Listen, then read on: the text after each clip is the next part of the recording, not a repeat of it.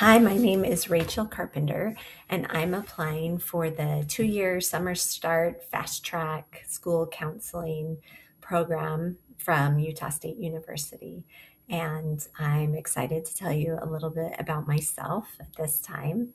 I wanted to start out by telling you about a time that I undertook and succeeded on a major project. And the first thing that came to my mind was when I was working as an instructional coach for a preschool called My Summit Adventures.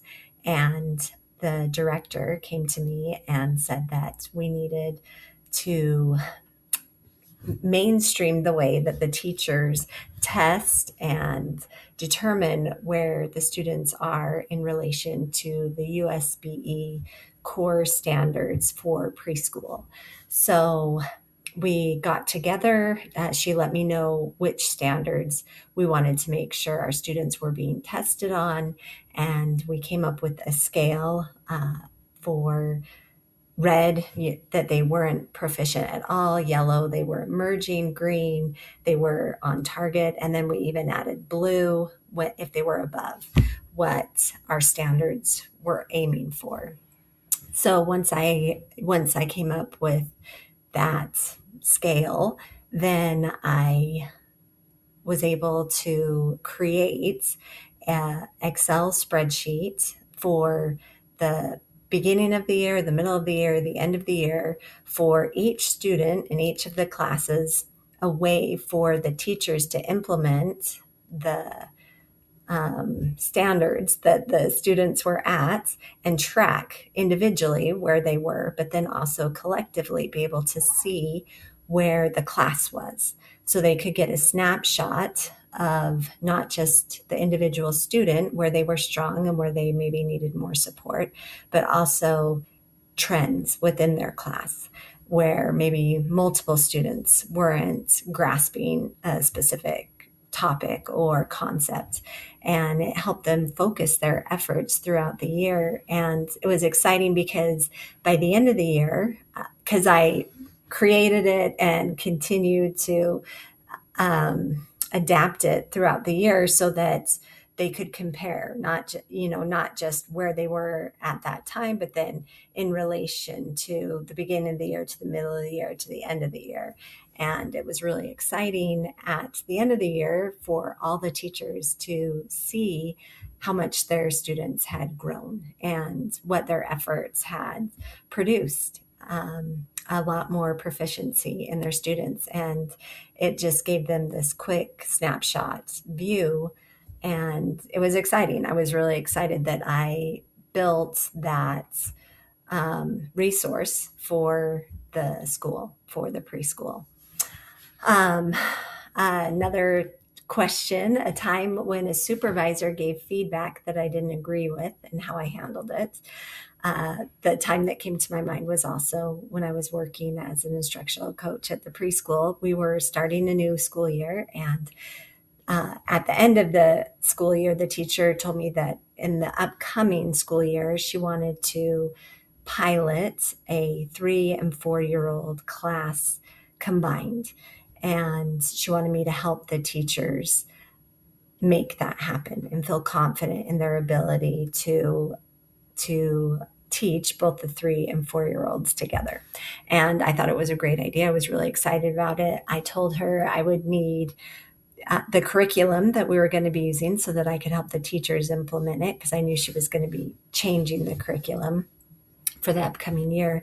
Well, unfortunately, a week before the preschool year was starting, I still didn't have the curriculum. So I was having a hard time knowing how to implement for the teachers. They had a lot of questions that I wasn't able to answer. And finally, when we got the curriculum, I realized that she wanted me to have the teachers teach 4 year old curriculum and 3 year old curriculum at the same time, meaning that she wanted the 4 year olds to have, like, their first letter would be the letter M, and the 3 year olds, the first letter they would learn would be the letter A.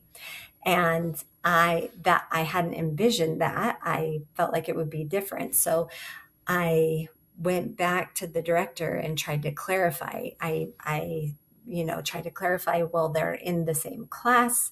They're going to be, we don't really have room for a breakout room.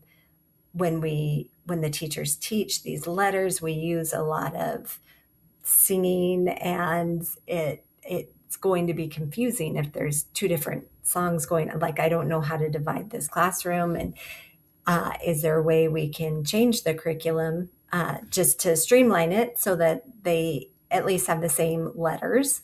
And then we just scaffold it, and kind of shared that idea. And she said, no, we're going to do it this other way.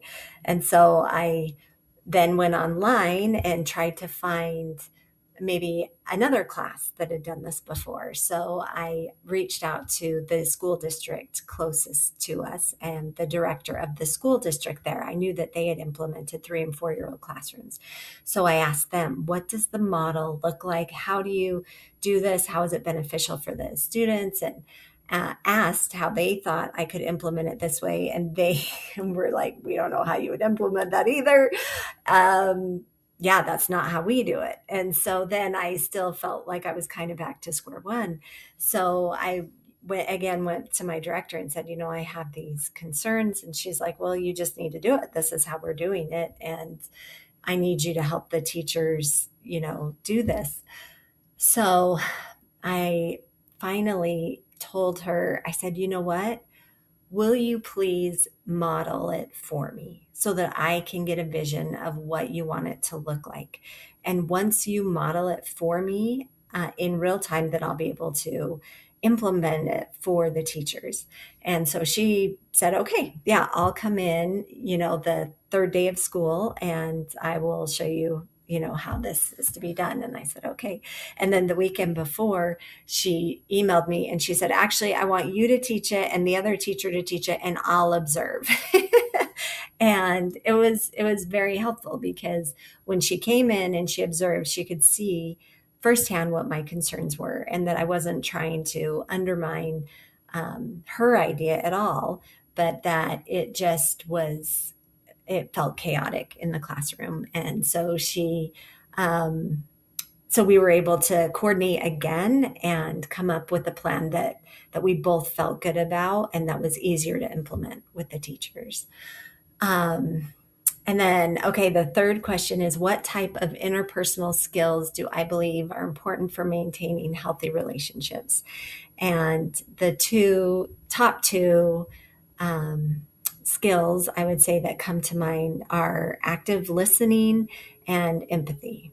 I feel like, especially as an instructional coach, I saw that I needed to make sure I was listening to understand, so that we were solving the right problem, so that I wasn't guessing what they needed help with or what their concerns were. And it helped them oftentimes, as I'm reflecting back to them what they're telling me, a lot of times they were able to solve their own problem because they could hear it, spoken back to them.